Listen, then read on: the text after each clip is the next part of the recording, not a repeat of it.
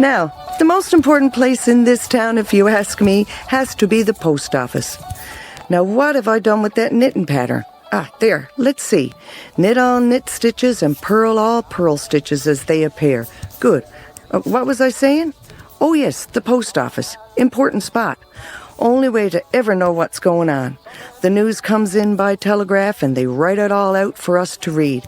Miss Critch used to do that by hand, but now Mr. Snook, he uses the typewriter.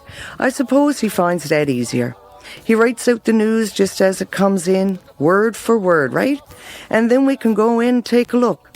Sometimes I'll go in there and somebody, whoever got there first, I suppose, and didn't want to give up their place, would be stood up reading the news to a whole crowd of folks listening.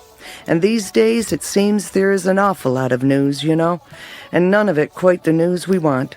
Now with the war on, those of us who've got brothers, fathers, sons, cousins, or what have you over there, we're all either waiting for word and hoping we don't get it, if you know what I mean. Purl 10, knit 6. But now here's something. I was up to the post office today to pick up my wool, and Mr. Snook was saying he's been recruited to watch for aircraft overhead and to report to the Royal Air Force if he sees any airplanes, and what kind of airplanes and what direction they're going. And then he's to send a telegraph to Whitburn, and then he'll send a telegraph to St. John's, and then they'll send a telegraph to the Air Force. Sure, by then, if it's an enemy aircraft, we may all be blown to smithereens before anybody even knows about it. Cable 4, back, cable 4, front, purl 5. But I suppose that's all you can do. We're all just doing what we can now, aren't we? Now this sweater here, when I finish this up and send it back to the Newfoundland Outport Nursing and Industrial Association, now isn't that a mouthful? No wonder we call them NONIA for short. They're going to pay me $5 for it. $5! Not too many other ways for a woman around here to make any money. And they send me the wool. You should try it, maid.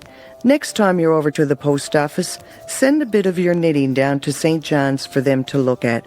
I have no doubt they'll have you on a pair of mittens right away.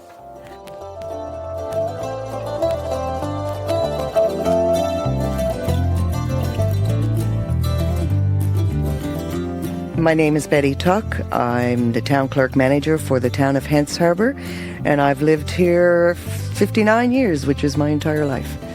My granddaughter is 12, and she was here this past summer for 2 weeks by herself, and she loves going around, and she loves looking at everything, and she loves to see things.